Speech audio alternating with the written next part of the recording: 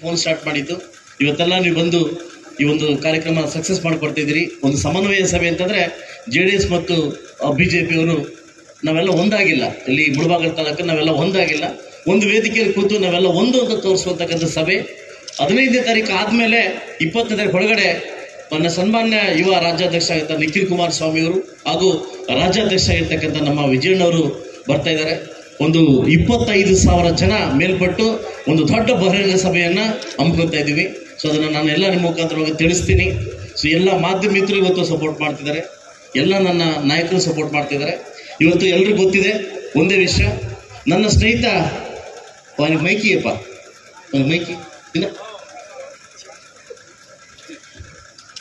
ನನ್ನ ಸ್ನೇಹಿತರು, ನನ್ನ ಹಿತೈಷಿಗಳು 10 ವರ್ಷಗಳಿಂದ ನನ್ನ ಜೊತೆ ಹೆಜ್ಜೆ ಹೆಜ್ಜೆಯಾಗಿ ನಡ್ಕೊಳ್ತಕ್ಕಂಥ ಮಲ್ಲೇಶ್ ಬಾಬು ಅವ್ರನ್ನ ನಮ್ಮ ಅಭ್ಯರ್ಥಿಯಾಗಿ ಘೋಷಣೆ ಮಾಡಿದ್ವಿ.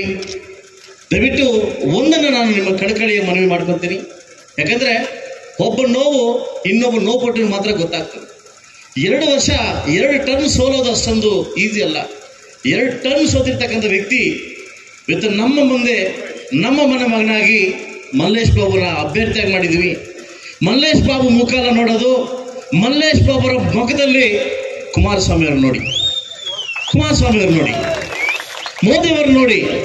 ಯಾಕೆಂದ್ರೆ ನಮ್ಮ ಕೊಟ್ಟಿರ್ತಕ್ಕಂಥ 3 ಸೀಟು, ಮೂರು ಸೀಟು ಗೆಲ್ಲಿಲ್ಲ, ಮೋದಿ ಮುಂದೆ ನಿಲ್ಲಿಸಲ್ಲ ಕುಮಾರಣ್ಣ ಅಂತಂದ್ರೆ ನಾವ್ಯಾರು ಮುಖ ಎತ್ಕೊಳ್ಳಕ್ ಆಗುದಿಲ್ಲ. ದಯವಿಟ್ಟು ಇದನ್ನ ಅರ್ಥ ಮಾಡ್ಕೊಳ್ಳಿ. ಇದು ನಮ್ಮ ಮಲ್ಲೇಶ್ಗೋಸ್ಕರನೋ ಸಮೃದ್ಧಿಗೋಸ್ಕರನೋ ಎಲೆಕ್ಷನ್ ಅಲ್ಲ, ನಮ್ಮ ಉಳಿವಿಗೋಸ್ಕರ, ಈ ಪಕ್ಷದ ಉಳಿವಿಗೋಸ್ಕರ. ಇವತ್ತು ನನ್ನ ಪಕ್ಷ JDS ಪಕ್ಷ ನಿಮ್ಮ ಕೈಯಲ್ಲಿದೆ. ಇವತ್ತು ನಮ್ಮ ಗೆಲ್ಸೋದ್ ಮುಖಾಂತರವಾಗಿ ಕೋಲಾರ ಜಿಲ್ಲೆಯಲ್ಲಿ ನಾವು ಪಕ್ಷ ಸದೃಢವಾಗಿ ಕಟ್ಟಬೇಕನ್ನೋದು ನಾನು ನಮ್ಮೆಲ್ಲ ಮುಖಂಡರಲ್ಲಿ ಕೇಳ್ಕೊಂತೀವಿ. ಏನೇ ಆಗಿರ್ಬೋದು, ಹಿಂಗೆ ಆಗಿ ಸುಮಾರು ಜನ ನಿಮ್ಗೆ ಗೊತ್ತಿದೆ. ಈ ಮೀಡಿಯಾದಲ್ಲಿ ಸಮೃದ್ಧಿ ಮಂಜುನಾಥ್ ಕ್ಯಾಂಡಿಡೇಟ್ ಅಂತೆ, ಸಮೃದ್ಧಿ ಮಂಜುನಾಥ್ ಕ್ಯಾಂಡಿಡೇಟ್ ಅಂತೆ. 3/4 ಜನ ನೀವು ಫೋನ್ ಮಾಡಿದ್ರಿ, ಏನ ಕ್ಯಾಂಡಿಡೇಟ್ ಐ ಫೋನ್ ಅಂದ್ರಿ. ಇನ್ನೂ ಸುಮಾರು ಜನ ಫೋನ್ ಮಾಡಿ ನೀವು ಕ್ಯಾಂಡಿಡೇಟ್ ಪದ ಮಾಕಿ ಅವ್ರ ಗತಿ ಅಂತಂದ್ರಿ. ಅದೇ ನಾನು ಕುಮಾರಸ್ವಾಮಿ ಅವ್ರಿಗೆ ಹೇಳಿದೆ, ನನ್ನ ಕೆಲಸ ಇನ್ನೂ 10 ತಿಂಗಳಾಗಿಲ್ಲ, ನಾನು ಏನು ಕೆಲಸ ಮಾಡ್ಕೊಡಕ್ ಆಗ್ತಾ ಇಲ್ಲ, ಇನ್ನೂ ಒಬ್ಬರದ್ದು ಜಾಸ್ತಿ ಇದೆ.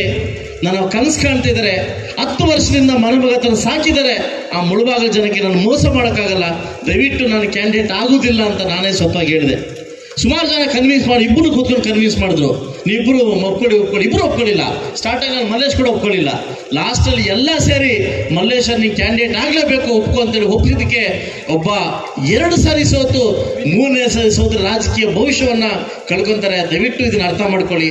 ನಾನು ಇನ್ನೊಂದು ಮಾತನ್ನ ಹೇಳೇಬೇಕು. ಈ ಮತ್ತು ಸಾಕಷ್ಟು ಜನ ಏನಾಗಿದೆ ಅಂತಂದ್ರೆ ಲಾಸ್ಟಲ್ಲಿ ಒಂದೊಂದು ಭಯ ಇತ್ತು. ನನ್ನ ಮೇಲೆ ಕಾಂಗ್ರೆಸ್ಸಲ್ಲಿ ಆದಿನಾರಾಯಣ ಕ್ಯಾಂಡಿಡೇಟ್, ಕಾಂಗ್ರೆಸ್ ಕ್ಯಾಂಡಿಡೇಟ್, ಬೋವಿ ಜನಾಂಗದವರು ಎಲ್ಲ ಒಂದು ಕಡೆ ನನಗೆ ಭಯ ಇತ್ತು. ಬೋವಿ ಜನಾಂಗದನ್ನು ಓಟ್ ಹಾಕ್ತಾರೋ ಇಲ್ವೋ ಅನ್ನೋ ಭಯ ಇತ್ತು. ಆದರೆ ಇವತ್ತು ಆ ಬೋವಿ ಜನಾಂಗ ಕೇಳ್ತಾ ಇದ್ದೀನಿ, ದಯವಿಟ್ಟು ಯಥೇಚ್ಛವಾಗಿ ಓಟ್ ನನಗೆ ಕೊಟ್ಟಿದ್ದೀರಿ.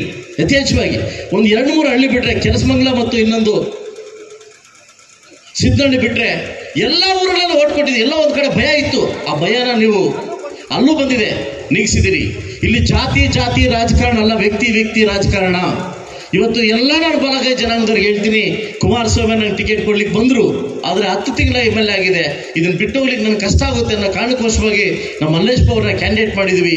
ದಯವಿಟ್ಟು ಇದನ್ನು ಹೊತ್ಕೊಂಡು ಎಲ್ಲ ಇಲ್ಲಿ ಬರ್ತಾರೆ, ಬೆಂಕಿ ಜನಾಂಗ ಬೆಂಕಿಗೆ ಬರ್ತಾರೆ. ಇದನ್ನು ಒಪ್ಪಬೇಡಿ.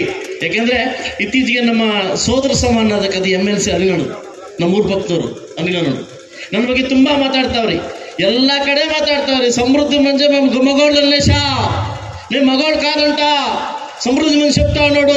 అవును, ఇప్పుడు చెప్తా ఉన్నాను. ఆ పొద్దు నేను వచ్చినప్పుడు మీ కాంగ్రెస్ వాడు కుప్పొళ్ళాడు, వాడు ಶ್ರೀನಿವಾಸಪುರಮೋಡು. ನಾನು ಯಾವತ್ತು ಹೇಳ್ತೀನಿ, ಅತ್ತೆಗೊಂದು ಕಾಲ ಸೊಸೆಗೊಂದು ಕಾಲ ಬಂದೇ ಬರುತ್ತೆ. ಮಾತಾಡೋಕ್ಕಿಂತ ಮುಂಚೆ ನಾವು ಅರ್ಥ ಮಾಡ್ಕೋಬೇಕು. ನನ್ನ ಸೋದರ ಸಮಾಜ ಅನಿಲನಿಗೆ ಹೇಳ್ತೀನಿ, ಇನ್ನೂ ಪ್ರಚಾರ ಮಾಡೋಣ, ನನ್ನ ಬಗ್ಗೆ ಇನ್ನೂ ಜೋರಾಗಿ ಮಾಡು. ಈ ಸಿದ್ಧಘಟ್ಟಲ್ಲೂ ಮಾಡ್ತಾ ಇದೆಯಾ, ಶ್ರೀನಿವಾಸಪುರಲ್ಲೂ ಮಾಡ್ತಾ ಇದೆಯಾ, ಅಲ್ಲೇ ಒಂದು 30 ದಿವಸದಿಂದ ಈ ಮೀಡಿಯಾವ್ರು ಮಾಡಿದ್ರು, ಇವಾಗ ನೀವು ಮಾಡ್ತಾ ಇದ್ದೀರಿ. ಮಾಡಿ ಪುಕ್ಸಟ್ಟಾಗಿ ಹೆಸರು ಹೋಗ್ತೇನೆ ನನ್ನನ್ನು, ಅದಲ್ವಾ? ಸೊ ದಯವಿಟ್ಟು ಒಂದನ್ನು ಅರ್ಥ ಮಾಡ್ಕೊಳ್ಳಿ. ಒಂದು, ನಮ್ಮ ಮುಳಬಾಗಿಲು ತಾಲೂಕಲ್ಲಿ ಯಥೇಚ್ಛವಾಗಿ BJP JDS ಒಂದಾಗಿ ನನಗೇನು ಒಂದು ನಿಯರ್ ಬೈ 1 ಲಕ್ಷ ಓಟ್ ಕೊಟ್ಟಿದ್ರಿ, ಅದಕ್ಕಿಂತ ಹೆಚ್ಚಿನ ರೀತಿಯಲ್ಲಿ ನನ್ನ ಸ್ನೇಹಿತನಿಗೆ ಕೊಡಿಸ್ಬೇಕು. ಅದನ್ನು ಕಳಿಸೋ ಮುಖಾಂತರವಾಗಿ ಅವ್ರಿಗೆ ಆಶೀರ್ವಾದ ಮಾಡಬೇಕು. ಸೊ ಇನ್ನೊಂದು, ಸೊ ಅದರಿಂದ ಎಲ್ಲ ನನ್ನ ಮುಳಬಾಗಿಲಿನ ನನ್ನೆಲ್ಲ ನಾಯಕರು ಕೈ ಮುಗಿದು ನಾನು ಕೇಳ್ತಿದ್ದೀನಿ, ಕ್ಯಾಂಡಿಡೇಟು ಮಲ್ಲೇಶ್ ಬಾಬು ಅಲ್ಲ, ಕ್ಯಾಂಡಿಡೇಟು ಸಮೃದ್ಧಿ ಮಂಜುನಾಥ್. ನೀವು ಹಾಕೋ ಒಂದೊಂದು ಓಟು ನನ್ನ ಸ್ನೇಹಿತನಿಗೆ ನೀವು ಕೊಡೋ ಆಶೀರ್ವಾದ. ನನಗಿಂತ ಯಥೇಚ್ಛವಾಗಿ ಓಟ್ ಹಾಕೋ ಮುಖಾಂತರವಾಗಿ ಇಡೀ ಮುಳಬಾಗಿಲು ಕ್ಷೇತ್ರ ನನ್ನ ಜೊತೆ ಇರುತ್ತೆ ಅಂತ ಹೇಳ್ತಾ, ನಾಳೆ 9 ಗಂಟೆಗೆ ಬಂಗಾರಪೇಟೆ ಸರ್ಕಲ್ ಅಂಬೇಡ್ಕರ್ ಸ್ಟ್ಯಾಚು ಹತ್ರ ನಾಮಿನೇಷನ್ ಹಾಕಕ್ಕೆ ಅಲ್ಲಿಂದ ಹೊರಡ್ತಾ ಇದ್ದೀವಿ. ದಯವಿಟ್ಟು ಎಲ್ಲರೂ ನಾಳೆ 9 ಗಂಟೆ ಸರಿಯಾಗಿ ಬಂಗಾರಪೇಟೆ ಸರ್ಕಲ್ ಕೋಲಾರ ನಾವೆಲ್ಲ ಬಂದು ಜಾಯ್ನ್ ಆಗೋ, ನಾವು ಆಶೀರ್ವಾದ ಮಾಡಬೇಕು. ಅಲ್ಲಿಂದ ನಡ್ಕೊಂಡು ಹೋಗೋ ಮುಖಾಂತರವಾಗಿ ತಾಲೂಕು ಆಫೀಸ್ವರೆಗೂ ರೋಡ್ ಶೋ ಮಾಡಿ ನಾಮಿನೇಷನ್ ಆಗ್ತಾ ಇದೀವಿ. ತಾವೆಲ್ಲ ಬಂದು ಆಶೀರ್ವಾದ ಮಾಡಬೇಕು. ಇವತ್ತು ನಿಮ್ಮೆಲ್ಲರಿಗೂ ಕೈ ಮುಗಿದು ಕ್ಷಮೆ ಕೇಳ್ತೀನಿ. ಯಾರಿಗೂ ಊಟ ಮಾಡಲಿಕ್ಕೆ ವ್ಯವಸ್ಥೆ ಇಲ್ಲ, ಪರ್ಮಿಷನ್ ಕೊಟ್ಟಿಲ್ಲ, ಊಟ ಮಾಡ್ಬೋದು ಅಂತೇಳಿ, ಊಟ ಹಾಕ್ಸ್ಬಾರ್ದು ಅಂತ ಹೇಳಿದ್ದಾರೆ. ದಯವಿಟ್ಟು ಅದಕ್ಕೆ ಬೇಗ ಮೀಟಿಂಗ್ ಮುಗಿಸ್ತಾ ಇದ್ದೀವಿ. ಎಲ್ರಿಗೂ ಕ್ಷಮೆ ಇರಲಿ.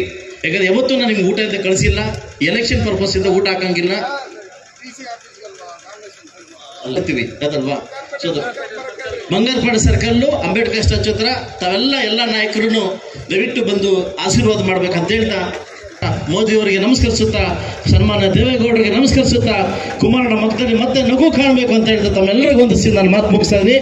ಜೈ ಹಿಂದ್, ಜೈ ಕರ್ನಾಟಕ ಮಾತು.